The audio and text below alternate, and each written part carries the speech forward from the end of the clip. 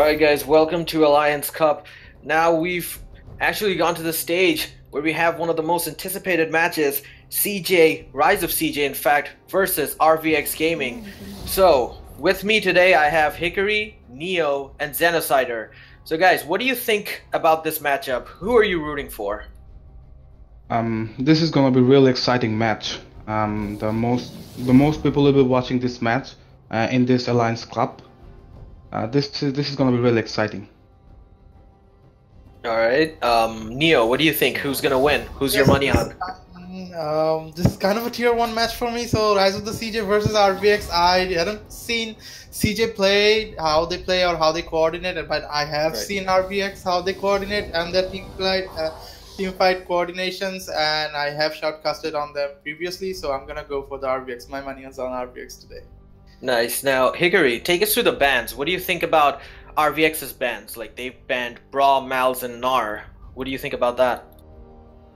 The Braum ban is probably for Honeybear, and because Honeybear is a very good support, and I see a Riven ban from the Rise of CJ. Like, Riven has been perma banned for RVX Seeker. Like, since I started playing the matches of RVX, it has been in the perma ban list.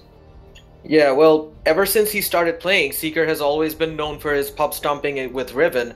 So, as I was saying yesterday, since 2011, I don't think there's been any competitive match where Seeker is allowed to pick Riven. It's always been permabanned against him. Like, every single team that goes up against him, their first strategy is to, like, cut off the Riven supply from them.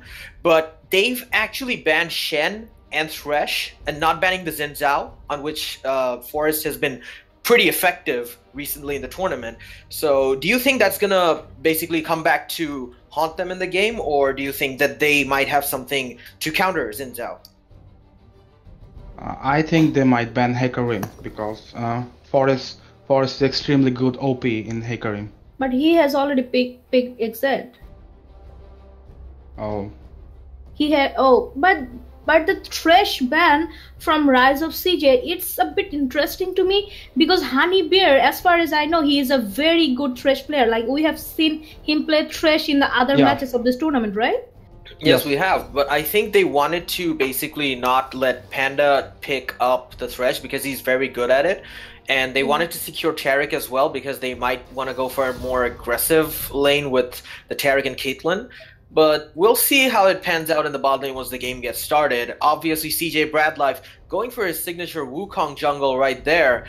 He's been pretty successful on it in tournaments that he's played in the past, but I'm not sure about the pick in the current meta, as we've seen that Wukong jungle was picked in a game in this tournament and it didn't really work out for the team who picked it. But then again, we'll see how it goes down in the game.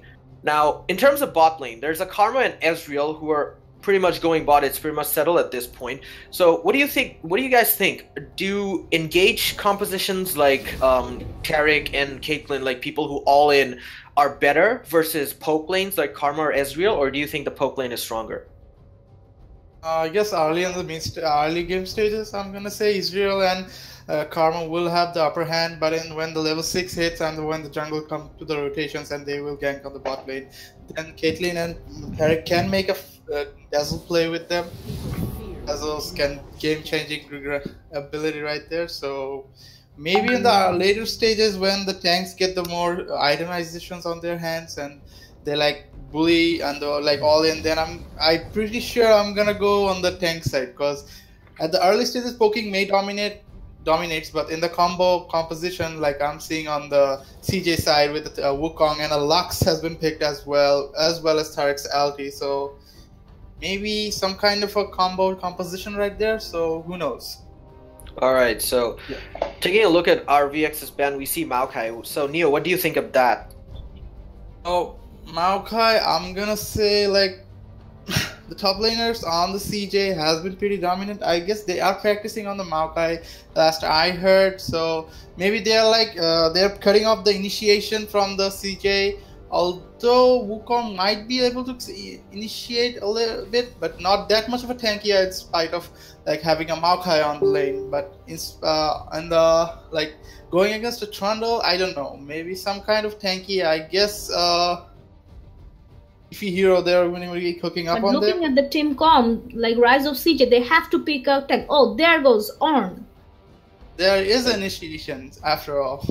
Yeah, there is, and we see that CJ Rise of CJ's last two bans were Oriana and Sidra, obviously focusing more towards banning out RVX Shinichi, who is extremely strong on those two champions, but he's gone for the Corki. So tell me something about this. What do you think about Corki's position in the meta? I think he's pretty strong with his poke and his engagement and his high burst damage, but what do you guys think?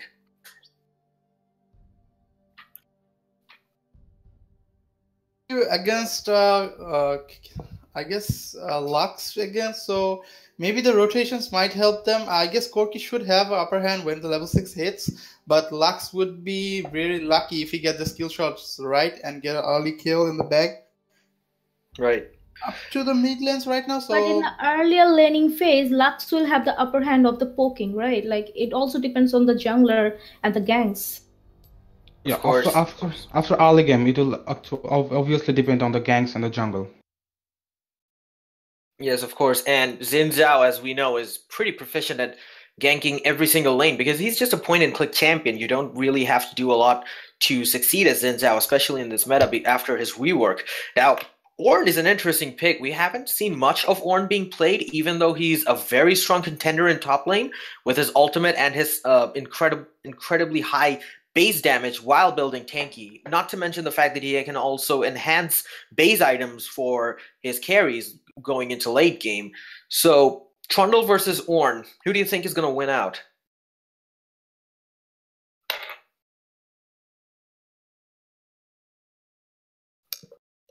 No, actually, I'm kind of like on a loss of words right there because maybe Trundle on the one-on-one on the Ornn, but in the recent patches, Ornn has picked up a little bit of buffs since the patches have been going on, and Ornn now one-on-one is going to be really hard to bait or hard to compete, actually.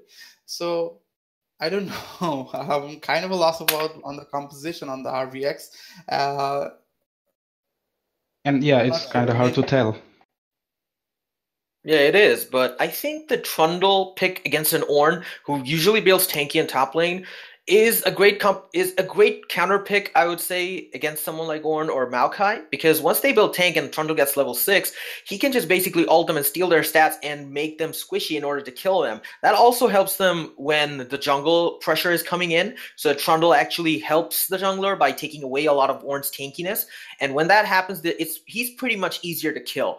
But in terms of snowballing, both teams have snowballers in the form of Wukong and Xin Zhao, while Corki and Ezreal are also known for being late-game monsters if they get a lead early. However, if they do get deprived of the farm and experience that they need to reach that late-game phase, they're going to be falling flat in every single team fight. So what they should do, what should they do? What should each team ensure in each stage of the game in order to stay relevant throughout it? Xenocider, I want your opinion on this. At early game for Corki, Electrocute is good on Corki. It helps win lane, and Corki might dominate Lux if he can dodge Lux's skill shot. And at early game, the Karma and Israel will dominate bot lane. It's pretty obvious that they will dominate bot lane. But in late game, the tanky like Ornn and Taric, it's kind of hard to tell. But there is a counter pick on Ornn, like it's Trundle. Trundle's a counter pick, and let's see what happens. All right, good stuff. In terms of mid lane, we've already talked about mid lane and how Lux is a very high poke champion. I can't really see the summoner spell that she's taken. I think it's heal because of the bug. Like both of the mid laners, they have taken heal. Both of the mid laners, they have taken heal. Both mid laners taking heal. Obviously, they're going for a very safe approach, should I say? No one's going into this match hoping for a level 2 or level 3 cheese in the early game. So yeah, both of them pretty much playing it safe. I hope it doesn't really end up that way because safe lanes are pretty boring to watch. And yeah. And I hope the junglers have a huge role to play in this game because I'm biased towards junglers since I'm a jungler myself. So I really want to see what both the junglers do. CJ Bradlife is a very experienced jungler, and RVX Forest, as we all know, he's a challenger player. But let's see if skill and experience can both mesh into this game and allow one player to win over the other. I'm kind of interested to see how that one plays out. And I'm gonna add it a little bit of salt right there. It's gonna be one of the signatures from the RVX Forest right there. I don't know why CJ's let them to have it, but I don't know. But I am gonna watch Jin Zhao very closely, how they farm and how he rotates in this match, because it's all about RVX Forest. They let him pick the Jin Zhao, so he must take the main opportunity of it and must utilize it as much as possible. Of course, Jin Zhao is a very contested pick, and it's pretty surprising that a lot of people ban out, let's say, champions like Orianna or Syndra, who are not really contested picks in this meta overall, but leave out picks like Jin Zhao to the opposition. Do you think that a lot of these games that have occurred in this tournament and in the past, or will occur in the future, are decided by these sort of not meta bans, I mean? Like not banning Jin Zhao or not banning Maokai, these core OP champions in one meta. Do you think that can lead you to lose a game, Neo? In my LO and in the recent patches, I'm gonna agree, although I should disagree on that, but I have to agree because this non-meta patches heroes are like OP right now. If they get broken, if they get a little bit of kills in the early stages as well as mid game, they're gonna bully you as well as in the jungles, as well as in the top lane, as well as in the bot lane. They're gonna destroy the lanes and they're gonna overtake everything what they can. So yeah, I'm gonna agree on that. So yeah, snowballing is pretty prevalent, right? So Hikari, how important do you think getting an early lead in this particular game? How important do you think it is for both teams? Like, to be honest, like judging by the team comps from the red team, I think they're gone for the safer side. In fact, the on pick, it almost looks like they have to have a tank. So they just took on because Maokai was not open for them. And it actually depends on the mid game, like on securing the objectives, their ganks, and all that. All right, so we're starting off pretty safe clears. Wukong actually opting to start off with the red buff instead of the traditional blue buff, not taking help from his bot lane. Maybe bot lane wanted to reach the CS wave faster so that they could reach level 2. But we'll see how that one plays out in their favor as the game goes on. Meanwhile, Jin Zhao still taking the blue, still trying to reach level 3 so that they can gank. Trades coming in at mid lane, not something too crazy. Overall, pretty calm start. Nothing risky from either team. No invades, nothing. So yeah, exactly. At some mid game, I think bot lane and red team can give some insane dive at bot lane with Wukong and Derek. They can dive easily and get some kill and secure a kill, and they can get out of there. A bit of hard time. Corki is putting off a little bit of pressure, handling with Lux. I guess his skill shots are all on point actually. So Corki is having a little bit of hard time, but he's trying to keep up. So we'll have to see until the level 6 hits on the mid lane, so we can decide what is going on and which gonna be now. Whereas meanwhile, Lux putting down the pressure there with Comet, and a lot of the times we've seen that many mid champions either take Comet or summon Aerie. In your opinion, what do you think is better, summon Aerie or Comet in terms of damage? Like Comet actually gives a bit of extra damage, but Aerie, it works both way, right? Like you can put a shield and you can do damage as well. Like I personally take Aerie on like every champ I play, like AP champ, like AP supports. Alright. Lux, the Comet is like kinda OP. If he misses his ult and he's only 10 HP, boom, Comet does the work. Exactly. So no more annoying 10 HP escapes for any sort of mid laner, something that we used to tear our hair over, but that's gone with Comet. But I faced a lot of mid laners like Ahri who love to auto attack you. They've picked up Aerie and it's so annoying. Like the sustained damage that they do to you, it's not much. It doesn't seem like much at first, but then it adds up and then suddenly you're like half HP and all your potions are gone. So that's kind of annoying at times. Kind of annoying because it's kind of like a free like ignite hit for you at the last moment, at the last time. There's a trade going on in the top. There's a trade going on. And Ornn just lost a part of his health because he had some tower damage. Aggressive plays coming in from RVX in the bot lane as well. The poke composition really putting into play here. Although Rise of CJ's bot lane haven't lost... Okay, they have lost a fair amount of health at this point in time. But we'll see just how it goes as the game goes on. As one of the commentators already said, in the early game, the poke composition is much more stronger than the all-in composition because early game damage, it does add up since your level of health is pretty low. But once your engaged composition has more items and they gain more tankiness and more ability points in their abilities, they can actually deal more damage and then come back from all the poke that's happening. So nothing crazy also coming out from the junglers. Interesting to see since both of these are gank heavy junglers playing on both teams. So Neo, what do you think about the stagnant jungle start at this point? Do you think the junglers should have been more active before they hit the 5-minute mark, or do you think they're doing it pretty good? I guess they're doing it okay in spite of you say it on their tier, but I guess CJ would the Wukong should have ganked at least one lane on his early stages, but I don't know, maybe he's just like turbo jungling. Although I was like focusing on their jungling skills and I saw like they have a little bit of clash in the bot river side right there, and like Wukong just potentially leave the scuttle crab to see job. So that was a little bit of thing to see and mid lane. So, okay. Mid lane going in, gank coming in lane. from CJ, and Bradlife picks up the first blood on Corki. And the first blood goes to the red team. Might not have been a good idea by Corki to go in with his payload like that, but it did result in a kill for Wukong. So I guess the thing that we were talking about, the gank that he needed, he just got it right now. So I guess he can snowball from there. Yeah, because like my mouth just became just real, I guess.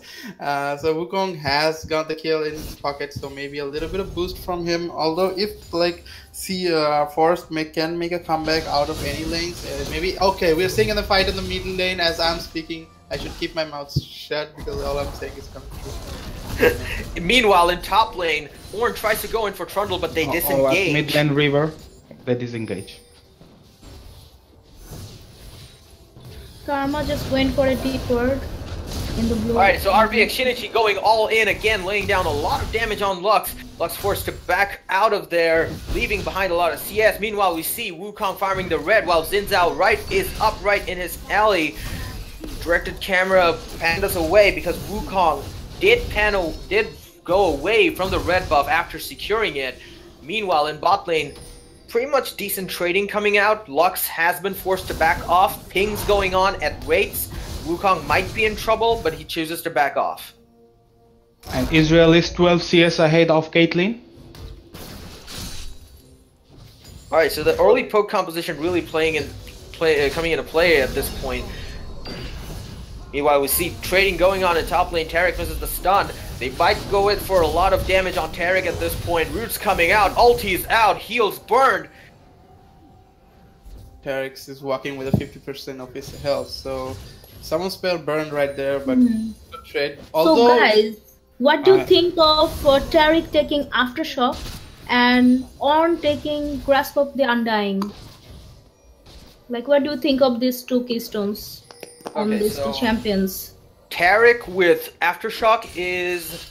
I'm not too sure about that because the only CC that Taric has is his stun, and Aftershock only works after you stun someone and then basically the ground becomes cracked and then a damage goes off around the area. But Taric does not have consistent, reliable CC in order to take advantage of it in a team fight multiple times. On the other hand, with Ornn, Grasp of the Undying might have been to counter Trundle's... So there might be a gank in the bot lane. Ezreal comfortably phases out of there. Arcane Shift used. Might not re-engage by Wukong. So, as I was saying, Ornn might have taken the Grasp of the Undying so to trade better with Trundle because he's a champion that sustains very well in lane. So, that might be it. So, Grasp of the Undying more for laning, less for teamfight potential. But personally, I prefer Guardian on Taric. Like, it gives out an extra shield, right? Yeah, it does, and Guardian is arguably the better option for Taric anyway, so I guess Aftershock is for those chain stuns that Taric can do while they have their stun on an ally. So that might have been it. Trades going on in top lane. Not too crazy. Two tanks just tickling each other to death. Like 5 minutes, so do excuse me.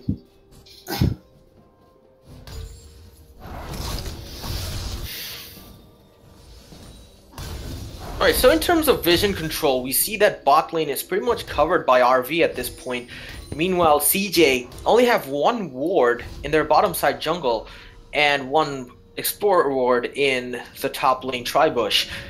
In terms of vision control, I think RVX does have a better vision of the map, and that does give them more information about Wukong and his whereabouts. That kind of also cuts Wukong off from a lot of ganking routes, because Wukong is not one of those champions who uses his abilities to go past walls unpredictably like someone like Kayn or Kha'Zix or Lee Sin, who ward jumps outside and inside really weird angles. There might be a gank at mid lane. Xin Zhao's waiting, but no dice. I think they might have spotted or predicted Xin Zhao. Of course, yes, there's a ward in the river bush. So 10 minutes gone. RVX and CJ both at 15k gold. No crazy leads back there. Only CJ has the first blood, but RVX making up for it with a higher CS count.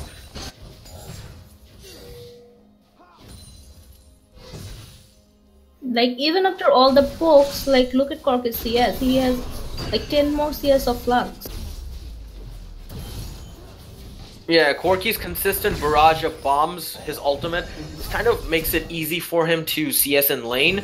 Meanwhile, we do see Xin Zhao waiting for engagement by CJ's bot lane. Honey Bear and Elegy, they might not engage right now, but judging by what they were trying to do before, this might end up with something favorable for RV if they do engage, I guess. Right now, so one-on-one, Ornn versus Trundle. Trundle hasn't popped his ulti yet, so they're gonna back off. Meanwhile, in bot lane, Wukong is trying to go in. Face checks the bush. Xin Zhao is there. Okay, Xin Zhao going in. in. Flash burned by Wukong. Flashes in. Tarek's gone. Ulti popped by Wukong. Ulti popped by Tarek as well. Caitlyn lets loose the ult, but blocked by Ezreal. Xin Zhao walks out of there with only 200 HP, and they do get the kill on Tarek. 1-0, red for RVX. Meanwhile, the poke is also being laid down on Caitlyn and Wukong. They got pretty much poked to nothing, almost nothing at that point.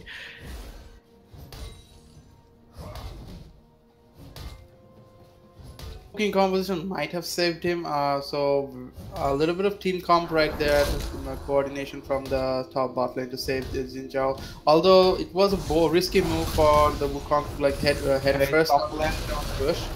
And the top lane, I guess. Tarek just played safe. And the first turret goes to the RVX. The bot lane outer turret is damn. So the composition with the poke composition of RVX, Panda, and T-Mob, they basically were focused on zoning them out as much as possible to get them away from the CS and take the turret as fast as possible so that it could probably rotate mid. RVX going for a pretty standard approach here, pushing up bot lane and covering the exits and the risk factor of the jungle coming in with Forest camping that lane so that he could counter gank, as we've seen a few moments ago. So what do you think of RVX's performance so far? Do you think they have been pretty safe, or do you think they have been doing it extremely well at this point? Like, I think the RVs are like pretty much like concentrating on the objectives. Like, they just took the bot tower right now, right? Yeah. And after that, they might just go for the herald. Like, they have got good vision out there. So after getting the herald, they can put pressure in the mid lane and they can get the mid tower as well, unless the red team they do something about. Meanwhile, top lane, Wukong goes in, ulti, engage on Karma. Ornn casts his ulti, knocked up by Karma. Karma is dead. Corki engages. Meanwhile, on Wukong, he's trapped amongst 3 people, and he does get taken out by the Ezreal. This is going to be free herald for RVX, unless CJ can contest with a well-timed ultimate by Lux. Since CJ has just lost their jungler, I don't think so they can... Sorry, Ornn has used his ultimate, so... Oh, the ulti's popped out as well. maybe they cannot contest it as well, and they can take the Herald as well. And the Herald goes to RVX. With that Herald, they're gonna have more pushing ability. Already bot lane turret is down. That means bot lane is free to roam wherever they want. They went top lane to push it out, and now they can probably push one lane pretty well with the Herald. As we've known, as we've seen in every single game that we've played, the team gets the Herald, pretty much gets a guaranteed turret if placed correctly. Exactly. Exactly. I see a rotation from the bot lane from RVX. Yeah, they did go top at first, and they did summon the Rift Herald in the top lane, so primary focus right now is Caitlyn is very low. There we They go. have just given up the tower. There we go. The bump from the top one Herald is also down. The bump from the Herald is way too strong at this point. And now, and there he goes. Goes down as well. So they're just gonna be backing off. I don't know, they're gonna be pushing it at the tier 2. Maybe RVX are determined because Israel has got his red buff on, so there's gonna be a little bit of cheap damage added on to his side, a little bit of on the right click, but no, Okay, RVX is falling back. like clearly low is walking around with 40% of his HP, so they like might be like split pushing it, or they're gonna be staying it. I think RVX is gonna. RVX is staying. Just because Israel got his red buff. Yeah, basically, in bot lane, we're seeing the battle of the tanks. Again, they're just tickling each other to death. It doesn't seem like a lot of damage at first, and we do see RVX getting the inner turret as well. Ezreal's poke is just way too strong with the red buff, and the way that he snowballed in game with that much CS, it is showing for RVX that they have more poking potential to drive out CJ's laners and just take the turret at their own will. Meanwhile, in mid lane, a team fight going out. Xin Zhao ults Wukong away, potentially saving Ezreal and Karma from the damage that they could have faced. Meanwhile, Lux binding does not connect, but the Lucent Singularity does.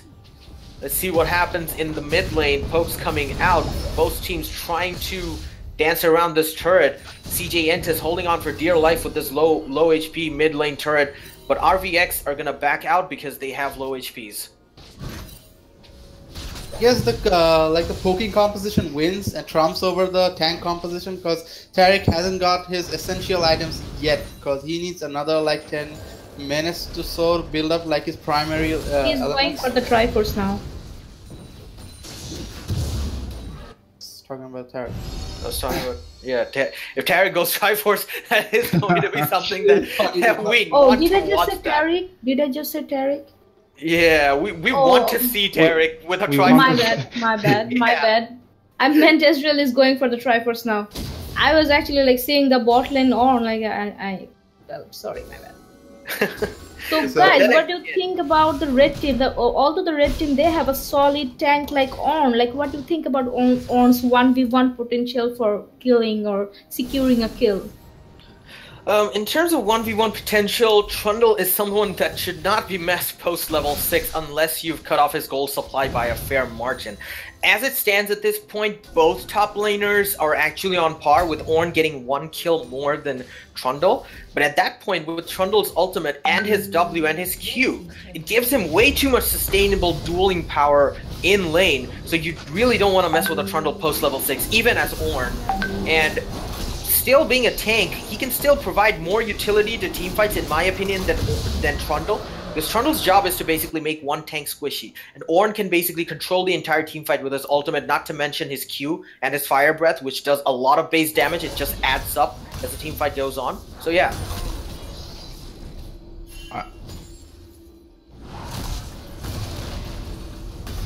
There's a 1v1 going on between Ornn and Trundle in the bot lane. Then, okay, Jindal just popped his ulti to block the monkey back off. Like, they have a 4-man squad there, they might go in, but they decided to back off. Meanwhile, Corki and Israel is going to be pushing in onto the top lane. They're going to be spotted out by those kings, but Israel is really farming out the neutral creeps. So... RVX is already 5,000 gold ahead, and they are 4 turrets ahead of CJ. Yeah, their Bad. objective taking has been pretty spot on. Like, they've systematically taken down almost every single objective that they needed to. Only the mid and bottom inner turrets are standing. I'm pretty sure they're gonna go for those pretty soon. Not to mention the dragon that was picked up by them. So pretty much in terms of objectives, RVX hold a very solid lead, and any fight that comes out, unless CJ can do a wombo combo with the Ornn ultimate and the Wukong ultimate, plus the Lux ultimate damage, I don't know if any trades or any sort of skirmishes can be won by Rise of CJ at this point. That's Tariq's ultimate. You forgot to mention. Like That's talking about the like team fights, like the RVX, they have pretty much zoned out the Ornn in the bot lane. Like Trundle is going to the bot lane, and he has pretty much zoned out the Ornn there. So Ornn, he's not in most of the team fights. Yeah, pretty good macro play by RV, so to speak. They're pushing up bot lane so to keep the Ornn busy in. They're pushing up the bot lane so keep the Ornn busy in bot lane so that he doesn't join team fights, because RV knows that Ornn has much more team fight utility than a Trundle. And if you take away Ornn from Rise of CJ's composition, their teamfight potential is kind of hampered a lot because they're not getting the value from the Ornn in those teamfights. So it's pretty good strategy by RVX of, you know, cutting off the supply of CC that Ornn can provide. I guess a little bit of good composition from the Ornn might turn around for the CJ, but the goal difference RV is going for the Baron. Okay, the call has been made. Shots have been fired, so we're gonna spectate a Baron call for the CJ. The CJ knows that something is up, and they know maybe. And here comes Corky. Side one has been placed. They know that there's Baron going on that. And So RV, they're backing off. RV are backing off. Obviously, they would take way too much damage than they had anticipated. So when they saw CJ's members coming at them with full force and full HP, obviously had to make the wise choice to back off. Because even if you have like a 5k goal lead, like a 4.4 goal lead at this point, it doesn't make sense to throw away the game due to a Baron call.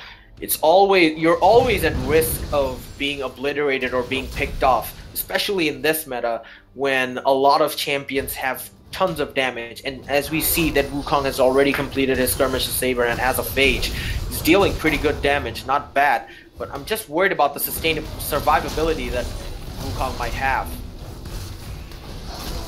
Meanwhile, Trundle is keeping busy Ornn at bot lane. Trundle does use his ult, taking in a lot of HP and a lot of those resistances, as we've said. Tended to use it and like back off. He didn't use it to like fight on. Yeah, that was his pretty much at this point. His tactic is to just keep Ornn busy and attract attention to bot lane, so that the rest of the members of RV can kind of push up into the other lanes. And here comes Wukong, flash coming out from Trundle, ult by Ornn as well in mid lane. There's a lot of poke coming in too. Caitlyn, oh my god, what sort of damage is that? Quirky and Ezreal just obliterating Caitlyn in the blink of an eye, and RVX get the inner turret easily from that kill. That combo from the missile as well as Israel Q and Israel right click, like it was not calculated by the CJ and they punished for it. The Caitlyn do suffer from it, and there's gonna be an inhibitor, I guess. They lose 2 turrets out of that one engage. That was pretty insane. Yeah, and meanwhile Seeker managed to survive. And Seeker do manage to survive. But even I wouldn't like expected that much of a damage burst, like in my opinion, in this stages of game. Although they are ahead of CSs as well as network gold, so I do expect, but not that much, that one combo from both Israel and Corky will take me down instantly. Not even a heal or any kind of utilities from the Tariq could have saved me. So that was really surprising for me. Yeah, of course. Like, when we saw Caitlyn just being melted just by one missile and the Q and then the Ezreal Q as well, it kind of does show that RVX's ADC and mid laners are pretty much ahead of CJ's at this point, and CJ have to force a pick or a good team fight in order to claw with their way back the kill counter doesn't really tell the true story. Look at the turret count, 6 turrets to 0, and 1 dragon under their belt as well. So that kind of contributes to a lot of the gold lead that's apparent at this point. Like it's already like 25 minutes to the game, and the RBX they are ahead of almost like 8k gold lead. And look at the CS difference. Like Israel, he has 211, where Caitlyn only has 183. Exactly. Like and even they are if the starting Trant up is the other protecting dragon. in the bot lane, he's also ahead in CS. And another dragon. Another dragon for RVX. Looking at this point, 3 people in RVX's team have Triforces. Like 3 Triforces. Like literally Triforce. Triforce. Yeah, okay, my joke is falling flat. I think I should stop now. Anyways. No, it worked. Anyways, so looking at Xin Zhao's build, a Black Cleaver coming in with a Skirmisher Saber. That's pretty interesting. And then Lux going in, but the binding does work. Wukong ults in. Xin Zhao and Ezreal might be in trouble. Ults going out. Xin Zhao escapes with a sliver of HP. Corki's poking back. Tarek ultimate protecting Wukong just enough, but he does get taken down. Meanwhile, Seeker going in. Ornn is in there. Xin Zhao is still engaging. Corki might get taken down. He does. But Ornn hanging on for dear life. They're poking in. They are going for the chase. The binding misses out from Lux. Trundle uses the wall, but gets rooted by the Caitlyn trap. But they're still going in. Ezreal flashes in. Tarek taken down by the arcane shift. Ezreal might want to go for another kill on the Lux if the binding lands. Binding does land, but Q lands on Lux, resulting in a double kill for Team Op. RV systematically wiping Rise of CJ in that last fight. Oh, that was And it's a free inhibitor. good. From Israel's 2 angle, inhibitor turret is down. yeah, so they are going to take the inhibitors as well as like the top inhibitors will go down, so there's going to be a massive bump on the net worth as well for the RVX. And like I was saying, the skill shot and the bravery and the bold move, I guess I don't know which one, but the Corki allowed like the RVX to like go forward and do an all-in for the... Meanwhile, Ezreal completely obliterates Wukong with face checks a bush. my God. This is why you do not face check a bush, ladies and gentlemen, when your team is behind and you always ward or go with a tank. And LG, RVX, Panda have disconnected. Yeah, internet problems, I Pretty much guess. the battle ping. Maybe Or it's battle battle ping ping, issue. Yeah, it might be a battle ping issue, but we'll be right back. If it is a battle ping issue, pretty simple, pretty standard issue. Restart the game and you're back in. It's kind of unfortunate that we have to rely on third-party software to get acceptable pings to play on. Like, I wish we had better internet with better routing. Like, people in Singapore play with 10, 20 ping, yet we have a lot of players who play with sometimes 90 to 150 ping. They still win out against those players. Shows how much resilient Bangladeshi gamers are and their will to actually be, you know, improve their skills and be better at the game day by day. Exactly. Lol, Red Bro, like you are forgetting about the most like important thing, electricity. Electricity, yes, of course. Yeah, One that's of the another issue. banes of my existence right there. You know, funny story. I actually had platinum. I was actually going for a diamond qualifier. Like I was playing this promo game in Platinum 1, and it was my last promo game. And after 20 minutes, we were snowballing hard, and then my electricity decided to go away. Needless to say, I lost that game and couldn't make it to diamond at that point. Okay, we are back. And we are back with Rise of CJ versus RV after that battle ping issue. CJ, Rise of CJ, if you've joined us just now, RVX have a 11k gold lead, almost 11k gold lead over Rise of CJ. They've been systematically dominating them in terms of objectives. Lux, ulti coming out, a lot of damage on Corki, but no cigar. This point, Ezreal trying to go for the cheese kill again on the Tarek, but doesn't work. Might be in trouble here as he gets knocked up by the Ornn, and he does get shut down. Pretty aggressive play coming from Ezreal, and CJ punish it accordingly. But in the bot lane, the Trundle is solo pushing the lane. He just got one tower and he's going for another one. Yeah, and Rise of CJ, they want to go for this pick. They want to go for the Trundle. flashes coming out from both people. The ulti goes out and Bradley decides that it's not worth chasing an ulti Trundle. Meanwhile, RVX they're going for the Baron. CJ has vision at Baron. Let's see what Lux can do.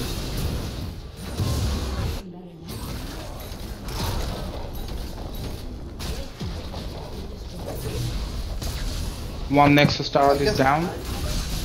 I think game 1 is gone for the RVX side right now. They have the buffs, they have the barrels, they got all the recalls, they got the itemizations up to them, they got the networks, gold ahead. They are the team to beat right now, and CJs are having a pretty hard time just to defend because 3 of the inhibitors, oh sorry, my apologies, 2 of the inhibitors have been down.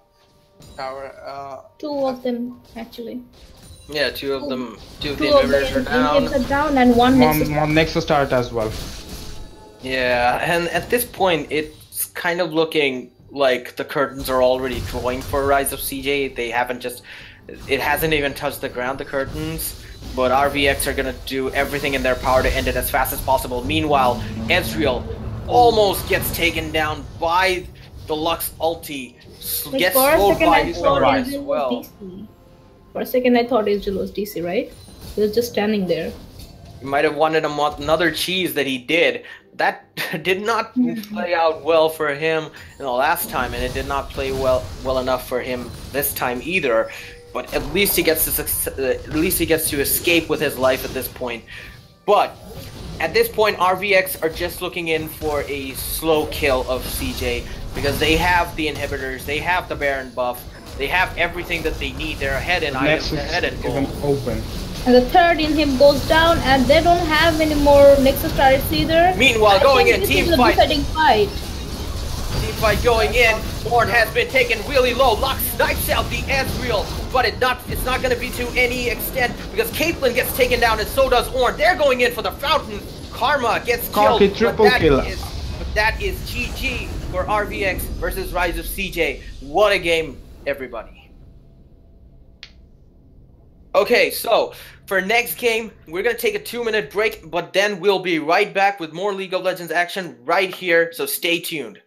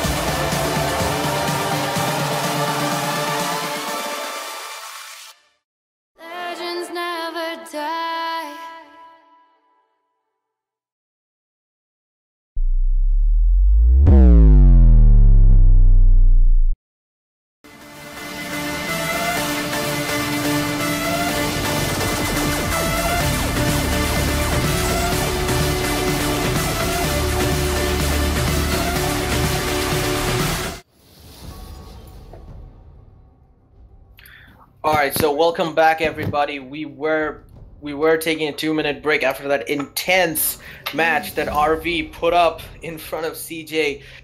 But we are back for game 2. And okay, so guys, what do you think CJ should do to counteract the strategies employed by RV? As you've seen that they do focus on getting objectives as quickly as possible in a short span of time. So what do you think CJ could do better in this game that they didn't do before? If CJ focused on their objective, I think they might cope up with the RVX, but they weren't focusing on their objective. It's not only the objectives, also the vision control and the picks as well. Like CJ, they went for the safer pick in the first game, right? Like they went for the safer lanes, not for the poke ones. Like in the end, we saw that the poke lanes on both on the laning phase and also in the team fights. So guys, what do you think about the bans? Blitzcrank ban from the CJ, where they could have just banned Thresh Xin might Zhao. maybe. Still not opting to ban the Xin Zhao, I see. Exactly. They want to pick up, Honeybear wants to pick up Thresh for himself, I presume. And the Maokai picked up by RVX Forest. And that is one of the picks that we've seen way too many times in this tournament. He's incredibly strong with his sustain and his constant CC that he puts out, especially after the ulti change. I remember back in the day when Maokai's ulti used to only reduce the damage within a circle. Now it just roots in a large area. So is it going to be Maokai jungle or Maokai top maybe, as we've seen so far in this tournament? I think that's a top Maokai. Like we have seen Seeker picking Maokai in some previous game, I guess. Yeah, and Maokai, he has been very popular in the recent games. Like after his rework, he has been one of the most top, like most picks in the like all of the tournaments or like solo queue. Like whatever you say, Maokai is really popular. Yeah, and current meta Maokai is really OP. Like he can play both in the aftershock or the grasp of the undying. He can go for the lane sustain. He can go for the team fights. Alright, so Xin Zhao not picked up for Forest here. We're seeing that they picked up Kayn. One of the stronger champions right now in the meta in terms of jungling, because of his insane burst damage that he can do and his sustainability in the jungle as well, coupled with the fact that he can have incredibly creative gank routes due to his E. But how do you think that he's going to stack up against J4, one of the traditional junglers who's always been hotly contested in every single patch? People fear what they cannot understand. J4, I'm gonna say J4 can do it all in outburst damage when like you're not looking for 1 second in lane, and next you see like a J4 walking around throwing his spear, doing his combo, and you're like poof, you're vanished. Meanwhile, Kayn, he needs to stack his souls up so then he can go to a farm. I guess on the building lineup composition, he will go for the red form. I guess the devil form if he gets like, if he wants to be like a tanky type. Yeah. I guess. Although on a one-on-one Kayn versus Jarvan 4, I don't know, because if Jarvan 4 misses his combo in any way and like Kayn like ultis him at the right moment at the right time, maybe Jarvan will miss his combo as well. So Kayn will be at that advantage right there. He has the wall walk as well. So maybe I guess Kayn has the upper hand on the jungle situation because his lane minion clearance is really better than Jarvan 4. Alright, interesting to see RVX have banned Ornn. Maybe they thought that he was pretty much problematic in the last game, even though they did breeze through that. But most of the problems that were being caused were probably created by Ornn's sustainability in lane. Like, he is incredibly tanky, and the fact that he can ult and just knock up a lot of people after slowing them with his ultimate did prove problematic for RVX to deal with. And they have gone for Maokai top lane and Kayn jungle. Meanwhile, in the top lane of CJ, we see a Rumble being picked up. I think Rumble, Thresh's ulti, and Jarvan's ulti, while Varus ults as well, they have pretty good lockdown for Rumble's ult to be successful. But do you think that Rise of CJ have gone for a more team fight oriented approach than a more snowbally approach like RVX have gone for? Do you think that's going to work? Like seeing the team comps, the blue team, they have gone mostly for the CC type of picks. And from the red side, I see a misfortune pick. That's a very interesting pick, like misfortune and karma bot lane, where yeah was open, right? Israel was open. Israel wasn't banned. Yeah, Israel wasn't banned, but MF is one of the more strongly contested ADC picks in this current meta, owing to the fact that someone Airy can or Comet can actually pretty much help her get a lot of sustain damage due to her E. And her ultimate is incredibly strong in teamfights. Like even 2 waves of those bullets can take you down from 100 HP to like 75% HP as a squishy hero. So that might be due to adding more AoE into their lineup and the Talia pick as well. Interesting fact, Talia is actually one of the hidden OP champs, not so hidden anymore, in fact, in Korea's Challenger. Like a lot of Challenger Korean players, they've one-tricked Talia in the mid lane to Challenger in their respective regions. So, what do you think about the Talia pick? Neo, this question's for you. In the BD region, we don't see much of a Talia plays in this current meta situation. Although going against the Lux, Talia should have right upper hand on him. But then again, if Lux landed his ability power, that's gonna be another situation. Although Lux pretty much landed on his abilities really well on the previous game, but I don't know Talia on this like kind of lineup, because CJ are going YOLO at the moment. They have put in all the cards on the table. They have a Varus with the CC, Rumble, Lux. Each and every one of those players have a minimum to maximum types of CCs on every ability they use. So kind of a bold move by the CJ. They're gonna go YOLO, and on the other hand, RVX has a steady. They have got the Maokai, which was banned on the earlier game, so Seeker will be kind of a comfort zone right there, because he is playing Maokai recently very well and frequently as well. So in terms of play styles, comfortable. I've seen Seeker play a lot of carry type top lane champions like Jax, Fiora, Riven. His transition into this sort of tank player, in terms of the fact that he played Trundle and Maokai, and he's playing Maokai in this game, it's kind of a far cry to his traditional playstyle. But it's so amazing to see that even a player who's been accustomed to playing carry champions can transition into a more tanky role, and so proficiently as well. So mad props to Seeker. He's pretty much one of the best players in Bangladesh right now.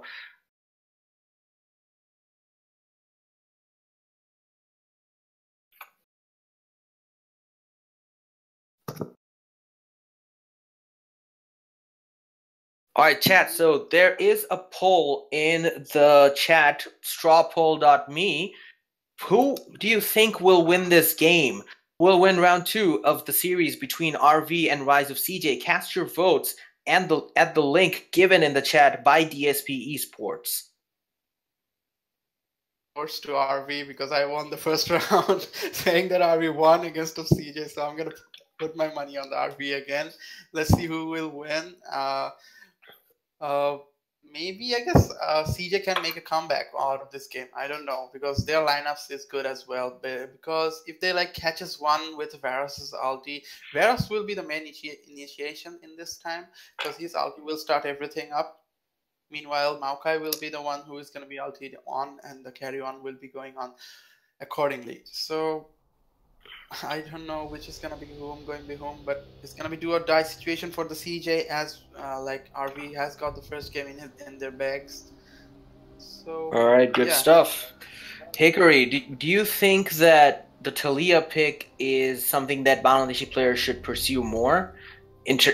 Talking more in terms of the success that Koreans had with her. No, Koreans are treated like superhumans, but at the end of the day, they are pretty much regular League of Legends players who are just way too good at the game. But still, do you think more Talia players should emerge in Bangladesh? Should they play her more?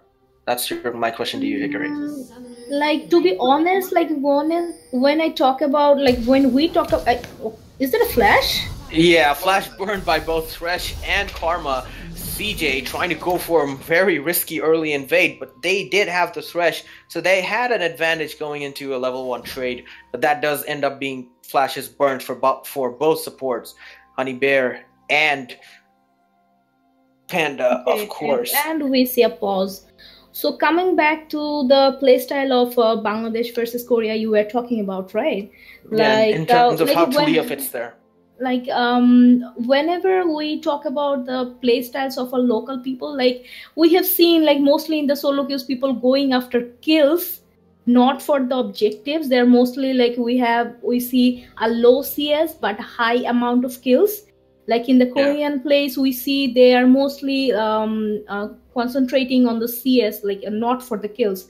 So in terms of Talia, I've seen that Talia is like mostly picked for her incredible roaming ability. Like if you are playing in the mid, like you can roam and gank in the bot lane like anytime you want, like after level 6. So that's actually like depends on your jungler as well, like whenever you are planning to gank in the bot lane. So if the our local people, they mostly like concentrate on getting the objectives done before the skills, I think slowly they will be adapting to these changes. All right, good stuff. So we're still in the pause timer. As we've seen from the chat room, support Panda has pretty much taken a bathroom break at this point. And we are resuming again in 3 seconds. So, Flash is burned for both supports. Let's see what happens as the game goes on.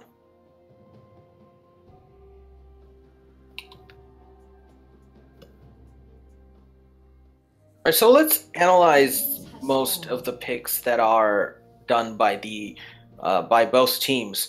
Let's look at, let's say, Varus. Now, Varus is an immobile AD carry, but he has great CC in the form of his ultimate and great poke in the form of his Q. Recently got an interesting lore change which puts him as actually 3 people in one body, but then again, that's beside the point. So, what do you think of Varus against a Misfortune matchup?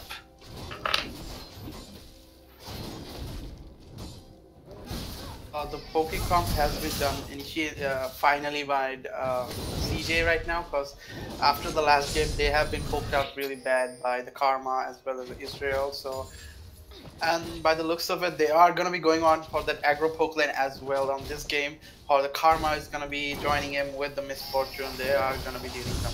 Meanwhile, Jarvan going in for level 2 gank kind of botches the EQ combo, even though Lux did land the binding, but Talia does burn the flash, so I guess pretty much win there in terms of summoner spells.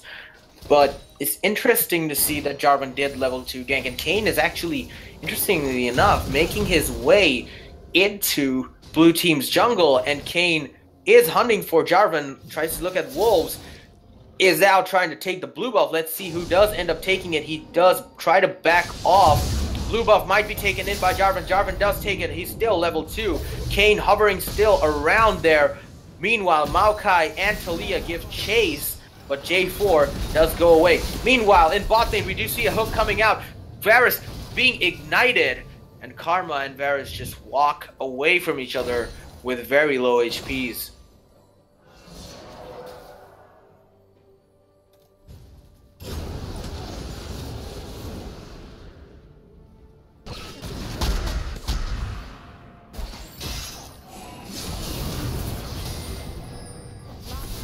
Alright, so at this point on, in bot lane, we do see a lot of engages coming in, but both teams are deciding not to take any sort of chances because they don't want to lose out on any sort of XP or any sort of CS at this point, because they have to maintain level advantage over each other, or try to at least maintain on par levels in order to stay relevant in this game. Meanwhile, in top lane, interesting trades coming in. Okay, guys, what do you think about Rumble versus Maokai?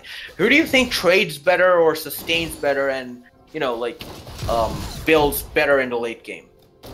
at overall, I think Maokai is better than Rumble because Exactly. Maokai My can vote goes for initiate, Maokai as well. and his ult, his CC. I think Maokai is always obviously better than um, Rumble. Okay, good stuff. As we see the poking coming out from Karma, very strong poke champion. Actually, Riot intended for Karma to first off be a mid laner first and then support, but she has transitioned well into the support role. Meanwhile, gank coming in from Jarvan. Thresh's Flail does go out. They are targeting the Misfortune. Jarvan EQ out. Misfortune forced to flash. Might be able to even escape. She does. And that was a successful gank. Meanwhile, in top lane, tower dive not coming out. Viserion taken to very low HP by the Kayn. So early on, very good action coming out from both teams. Very good decision making, but no kills as of yet.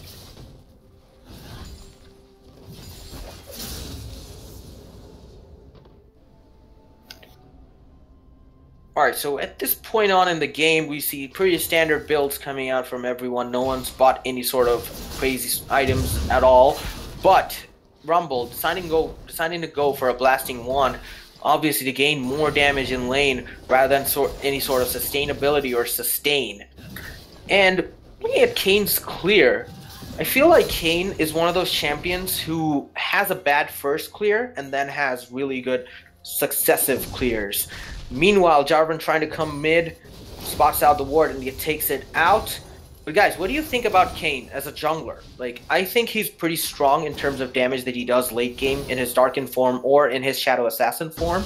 But I'm kind of interested to see what your opinion is about Kayn. Like, to be honest, like, to me, Kayn is like a hit or miss. Like, I have seen like both like, very good Kayn plays and very bad. Alright, so 3-man gank coming in, and that is first blood for Jarvan. Pretty easy gank. Jarvan didn't even have to use his Q, just walked in and auto-attacked. That was pretty slick. Anyway, so as you were saying, Hickory. As I was saying, like, I have seen like both like good Kayn plays and bad Kayn plays. Like, if he executes all his objectives and he gets his RT kills and all that, like, Kayn can pretty much like solo carry the late game. Like, I have seen that much good Kayn plays. Like, if he is deprived of his experiences and his early ganks, I think the Kayn players, they suffer a lot in the late game. Especially if he doesn't go for the tankier form. Like, he's squishy and he doesn't have much damage. So it depends actually, like, of the earlier games. Alright, so trading going on between two top laners. Rumble actually uses his ult, takes Maokai down to very low HP, and a pause coming in at a very crucial time in the game. Viserion almost killing Seeker, and then pause has actually happened. I think the blue team support is DC. Alright, so we're waiting for the support to come back, but interestingly enough, it was a very crucial moment at which they paused. So we were trying to figure out if Maokai survives or lives in this fight. But judging by the fact that Maokai still has flash, I think he might survive this one.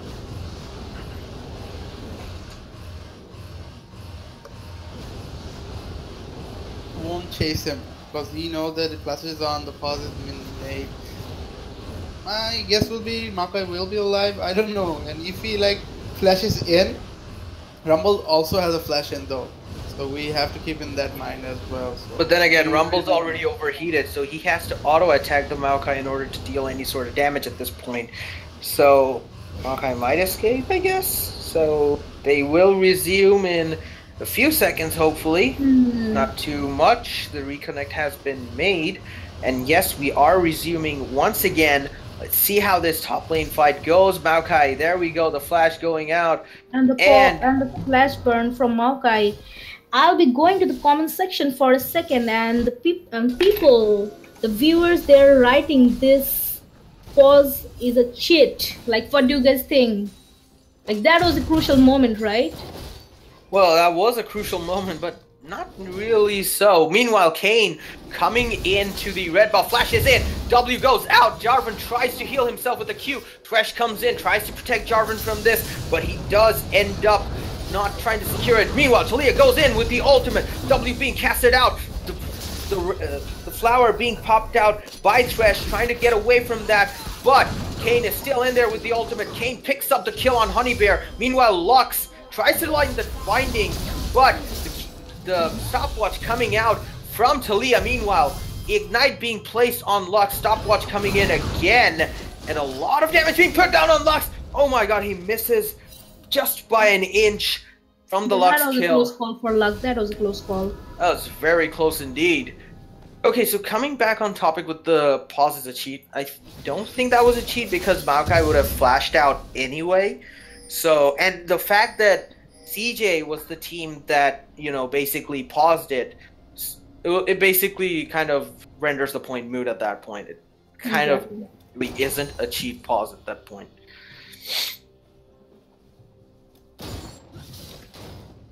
So pretty standard action coming out.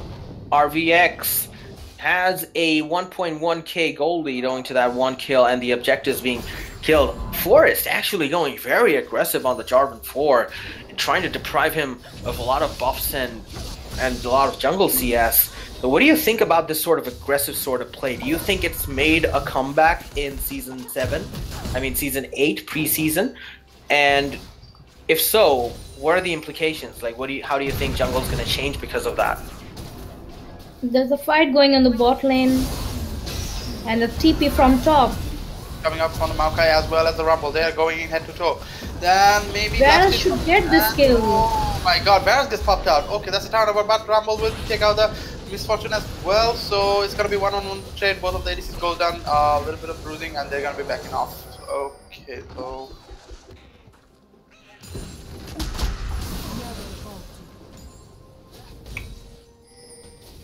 another caster. No, it's fine. You guys continue. No problem. Alright, so we have a new caster with us. It's Ruman Muqtadir, one of the more famous personalities of League of Legends Bangladesh community. And he's going to be joining us as well to up his insights into the game of RVX versus CJ. Interestingly enough, this game 2 is much more exciting than game 1, with no clear winner in terms of who's going to win out in every single fight, even though RVX have secured a 1.5k gold lead. What do you think, Ruman Bhai? What do you think that RVX should do in order to capitalize more on the lead that they've built so far? Honestly, I think I just joined the game, so I'm just trying to get the idea of what's happening right now. So let me give me some time. I'll give my insight in a few minutes. Alright, so at this point on, if you just started watching, this is RVX versus Rise of CJ. RVX have taken game number 1, so this is game 2. CJ have to win this in order to avoid being disqualified. And let's see what they do. They are currently on the back foot, but they are fighting pretty strongly enough. They're baring their teeth in front of RV right now. They're not acting like the submissive CJ that they were in the first game.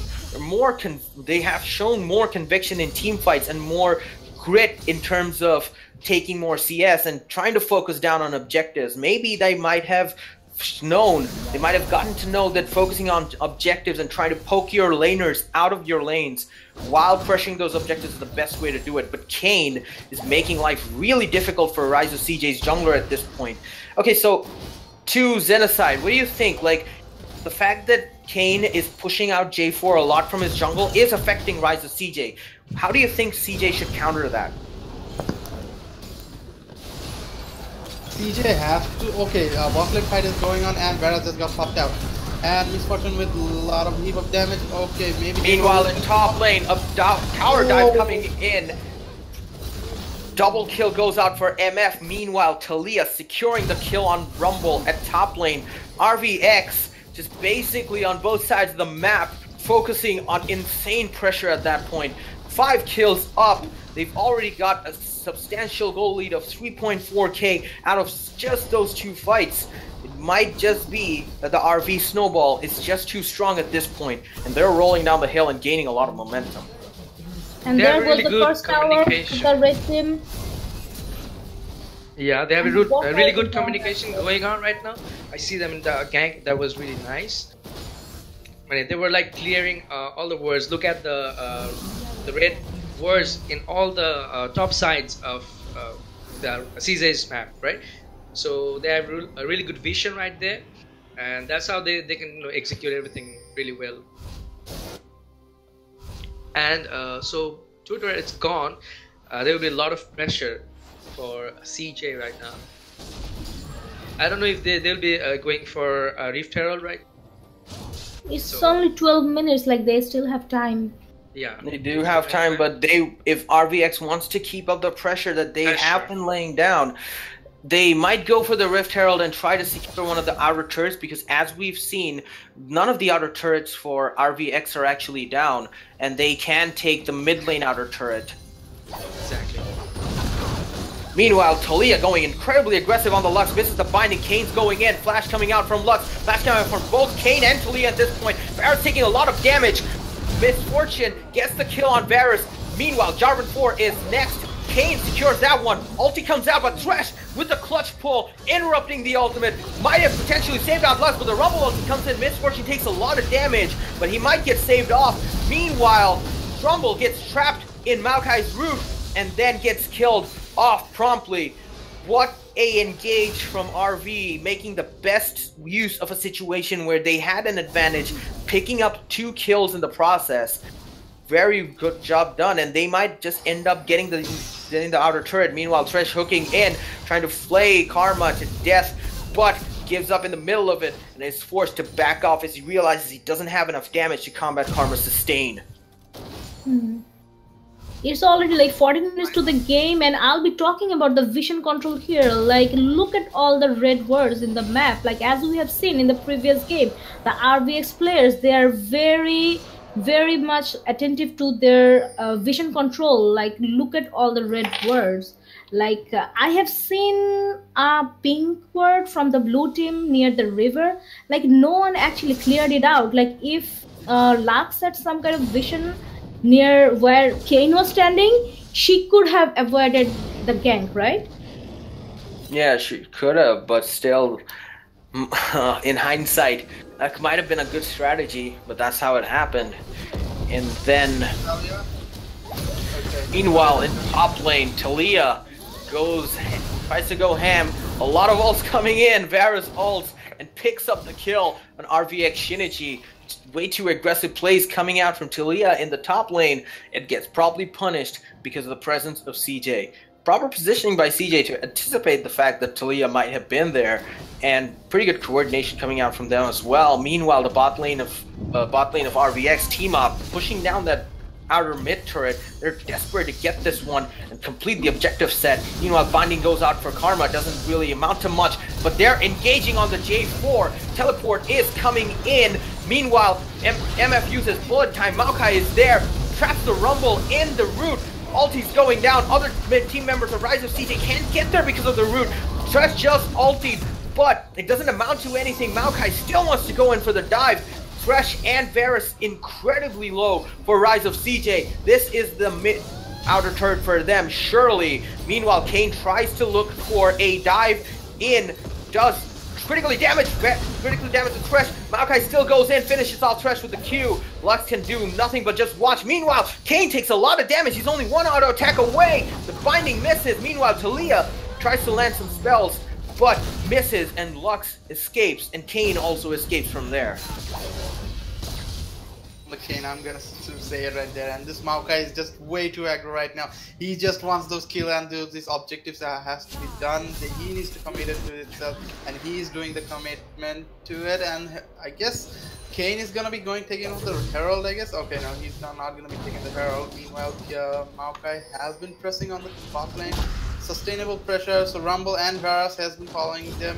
Maybe some kind of a play. Jarvan 4 is there. Jarvan 4 is there. Maokai is caught out with pretty much 0 mana at this point. Has to burn the flash. And Varus just missed his ult. J4 did not have ultimate to hold Maokai in place, so that flash was pretty much worth it at that point for Maokai to be saved. Meanwhile, Talia, we see very good spell combos, but close, but no cigar. Meanwhile, J4 coming in. That was pretty good positioning by J4 to spot out the Talia and then secure the kill. RVX Shinichi being punished multiple times for his aggressive plays. Might want to tone down the aggressiveness at this point. Thresh does land the hook. No follow-ups from CJ though. That's a pretty prime spot for a follow-up against the MF. I guess they didn't want to take the risk against RVX retaliating against them. That's why they backed off. The Thresh was a little bit of afraid because although he had a vision right there, maybe he kept his distance, but then again he thought that maybe 2 or 3 like RVX members will be standing there, like to go like intentionally like get caught, maybe some sort of play, so they just backed up. You know, in these sorts of high-octane matches, these decisions, these split-second decisions to engage or not to engage, can mean the cause between victory and defeat. Meanwhile, Kane tries to go in and dodges Jarvan's ult aptly, but cannot dodge Lux's ulti because he was caught in the binding in the end. Does get killed. Rise of CJ trying to claw their way back into this game owing to RVX's over-aggressive plays. These over-aggressions can, mean a lot to RV. I mean, they're like right now giving up their pressure and, going one, all of them not going aggressive, not at once. They should have gotten the Rift Herald by now and, kept the pressure as you said earlier, but they're not doing it.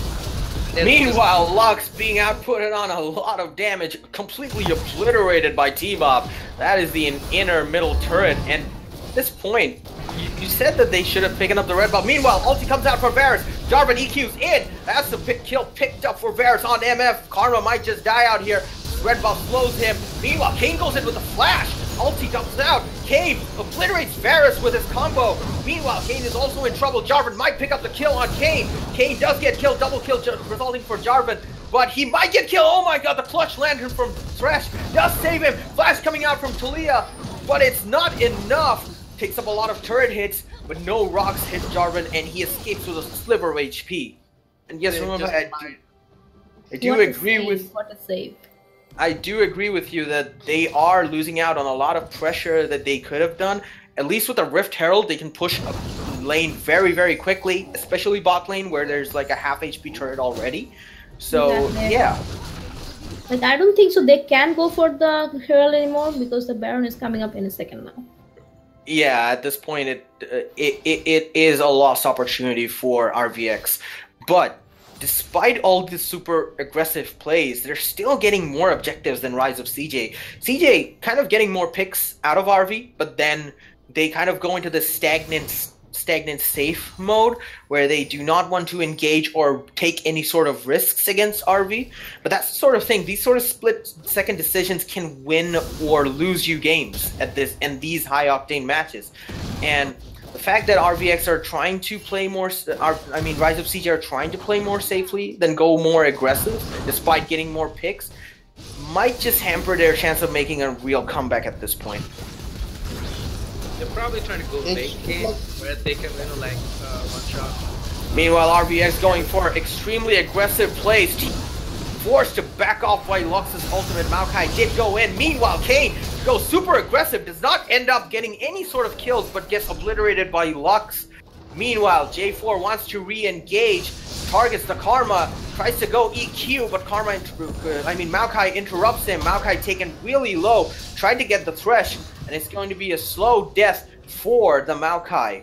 Are we on the verge of seeing a Rise of CJ comeback at this point, ladies and gentlemen? Let us know what you think in the comments on YouTube. For any of you watching out there, who do you think is going to win, CJ or RV? At this point, it's a pretty difficult question to answer. I'm gonna say it like 5 minutes ago, the RVX has the upper lane, it was 6-15 scoreline. Now look at that, it's gonna be 11-15, and okay, MF Salty comes up, okay, MF just barely walks it out, and CJ will be taking out this dragon as well. So first dragon for CJ on this best of 3 games, so not bad for them, and the goal lead is kind of decreasing. Okay, meanwhile, Kane goes in. Deletion by Kane. Alt Lux might be a triple at this point. It is a Kane triple kill. What a clutch play.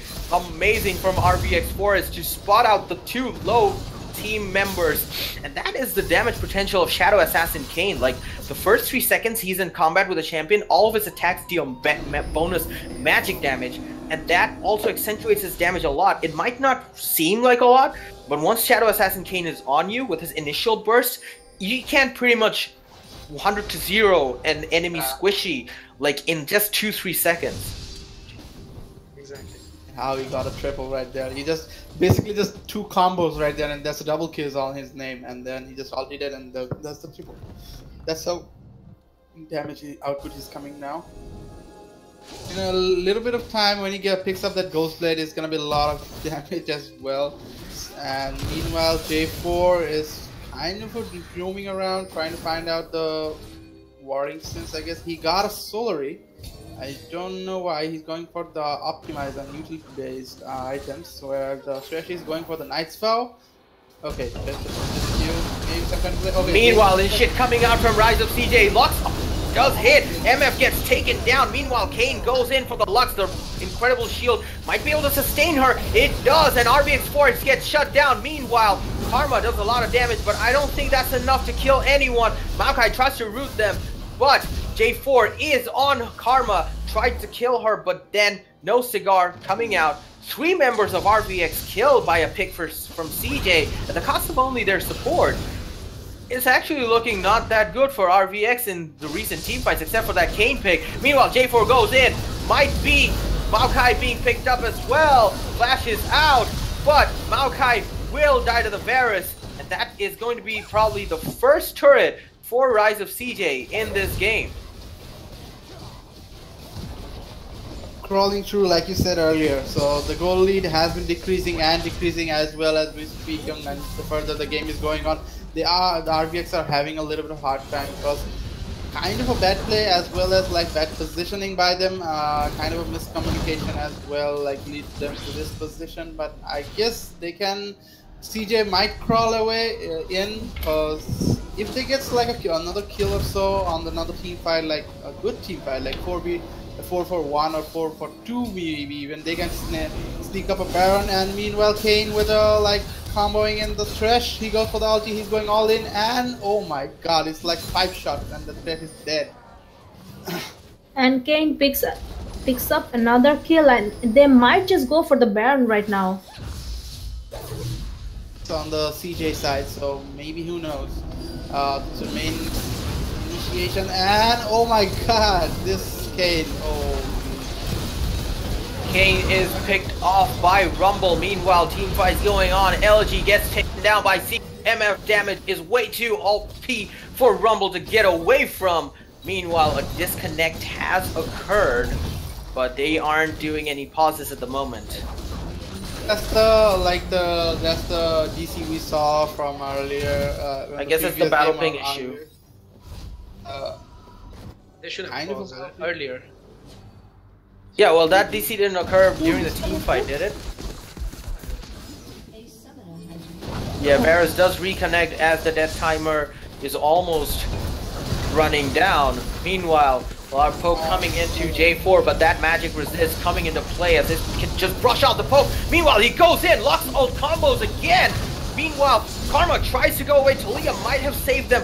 Maokai's ulti is going to root them in place, but CJ laying down the chase, roots Lux. Maokai is so tanky at this point, but they shouldn't go in. Oh my god, Karma and Misfortune just surviving by a sliver of HP. Here comes Kayn. He might be enough, but Karma gets taken down. Maokai is going back in. Kayn tries to go in, but spots the Varus out there. He might not have enough damage, but chooses to use the ult and does a double kill.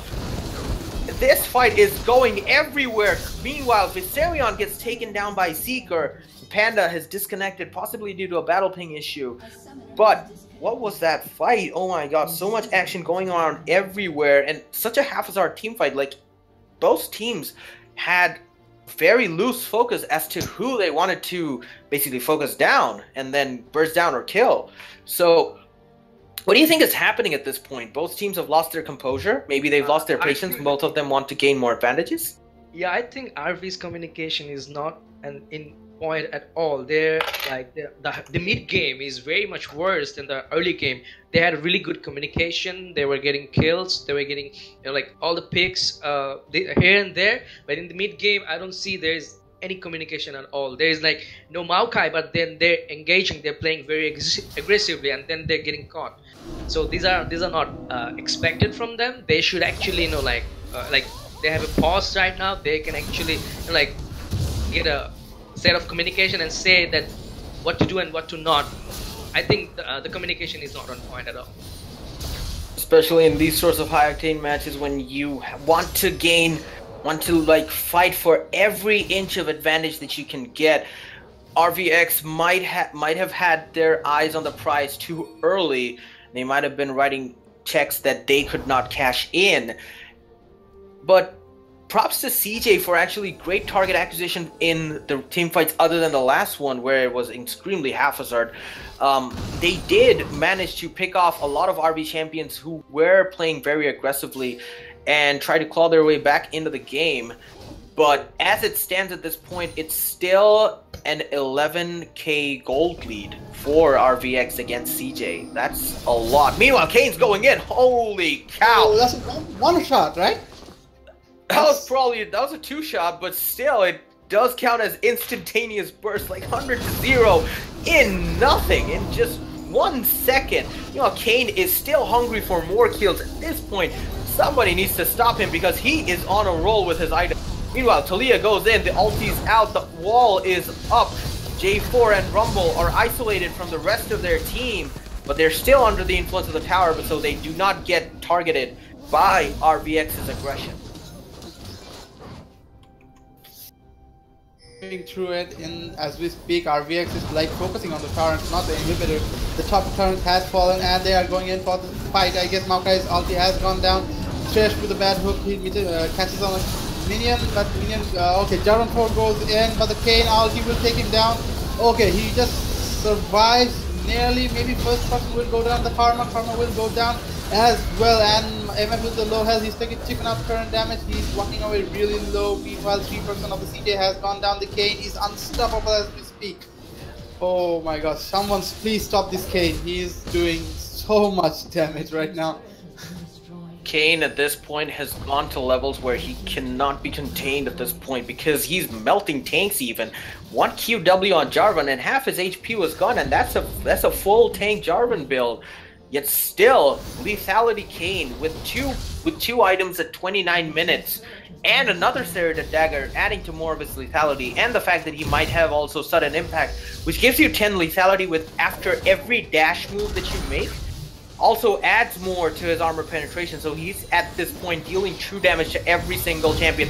One auto attack from MF comes in and it does go to half HP, but Lux responds with a quick combo, hinting the fact that you should not mess with a Lux even at full HP.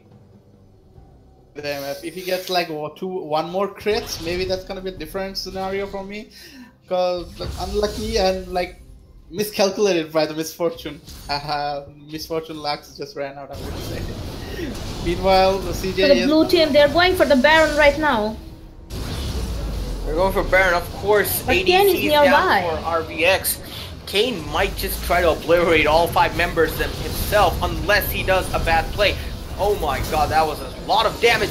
Q's in, Baron just gets destroyed. Wow, he's just deleting. I have nothing to say right now. Kane is deleting everyone.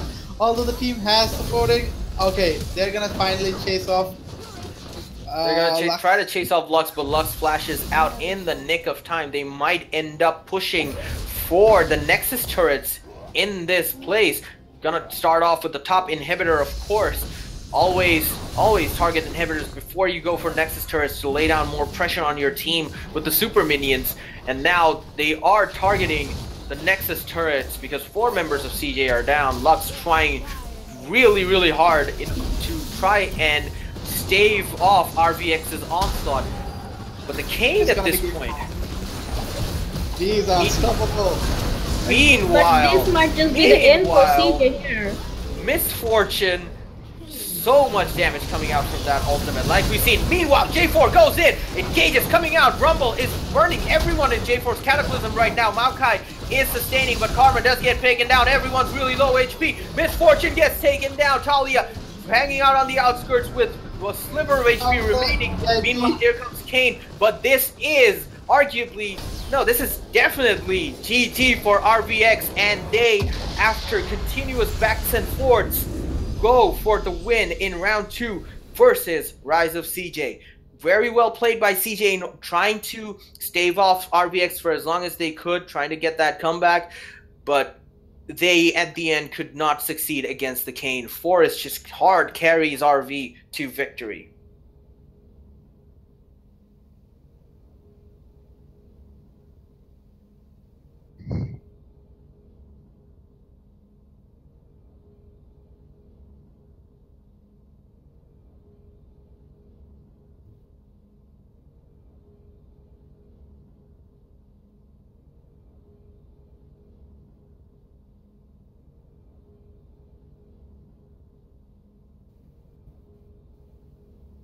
Alright, so we're done with today's matches at this point, but tune in tomorrow because we will have the final between RVX and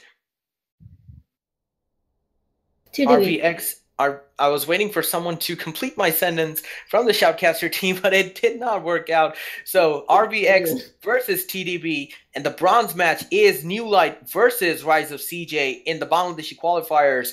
Meanwhile, in the India qualifiers, we have in the final OGs versus White Shadow, and the bronze match is OP Newbie versus Today on Korean server. And that's an interesting name. I really hope that they actually pick the day's Korean, the day's hot Korean picks so that they can, steamroll the games.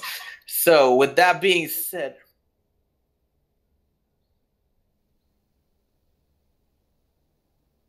and we have some good news in terms of more matches, more League of Legends actions coming to you in terms of India's matches, because we will be streaming them from 9 p.m. tomorrow. So do tune in to this channel, DSP Esports, to keep updated with the hottest League of Legends action in the region. And with that being said, we'd like to bid you farewell for the night.